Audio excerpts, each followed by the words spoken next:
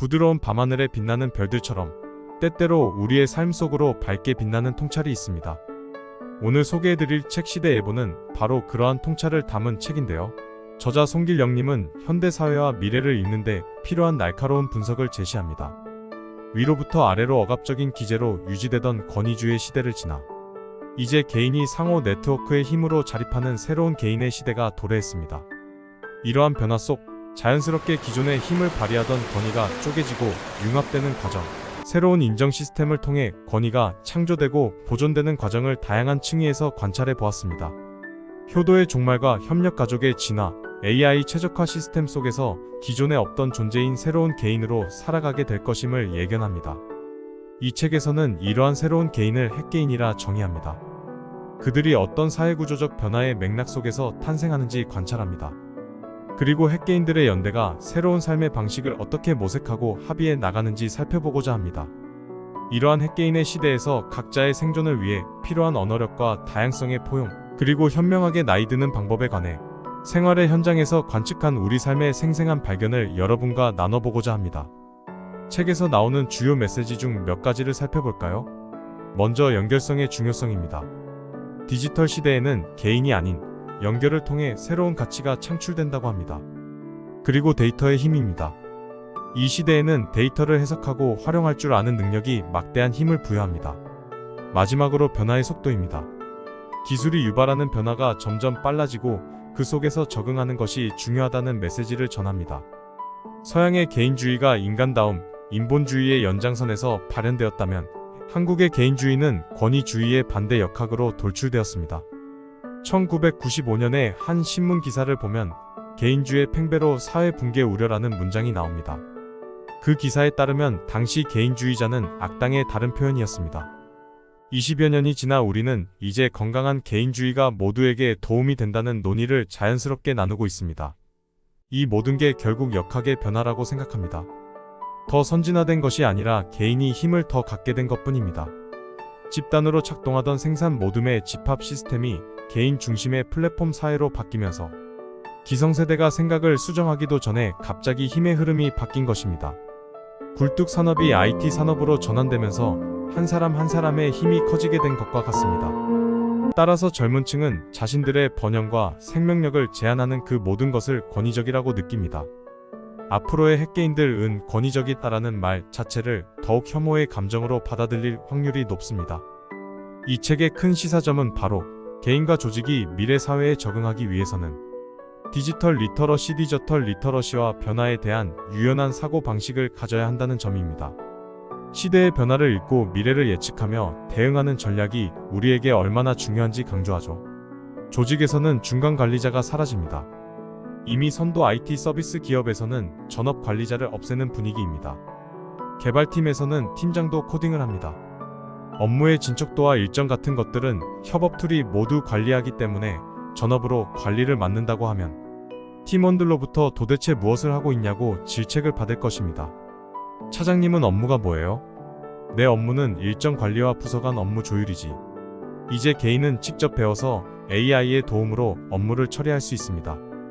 그리고 조직은 프로세스를 정규화시킨 뒤에는 자동화시킵니다. 그렇기 때문에 관리자가 사라지는 것입니다.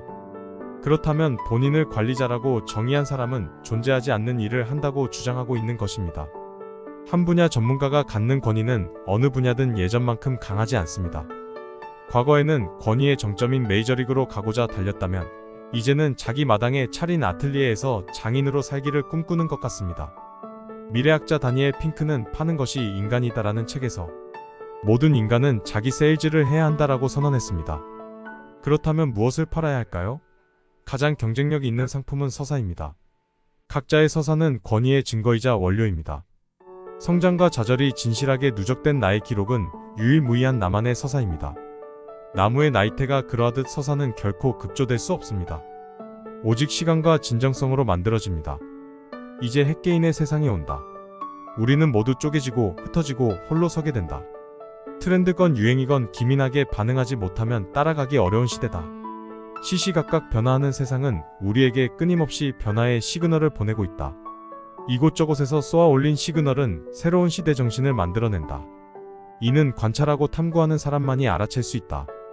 마인드 마이너 송길영이 관찰한 범상치 않은 변화의 시그널은 우리가 쪼개지고 흩어져 홀로 서게 되는 핵개인의 시대다. 디지털 도구와 인공지능의 발전으로 기존에 힘을 발휘하던 권위가 쪼개지며 100세 이상의 생애 주기에서 조직의 테두리와 가족의 울타리가 무너져 흩어지고 종국에는 각자의 역량과 생존을 고민하며 홀로 서는 개인의 시대가 올 것이다. 조직의 직급이나 지위가 가진 힘은 약해졌고 개인이 드러낼 수 있는 힘은 강해지면서 세상의 모든 각자가 지금과는 다른 미래를 맞이하게 된다. 이러한 사회 시스템과 시대 정신이 가져올 가장 큰 변화는 기존에 없던 존재인 핵개인의 탄생이다. 핵가족이라는 더 이상 새롭지 않은 단어가 우리 사회에 도래한 지 반세기가 넘었다. 이제 대한민국은 핵가족을 넘어 더 작은 단위인 핵개인으로 분화하고 있다. 이들은 집단주의적 사고와 기성 문법에서 벗어나 자기 삶의 결정권을 가진 존재다.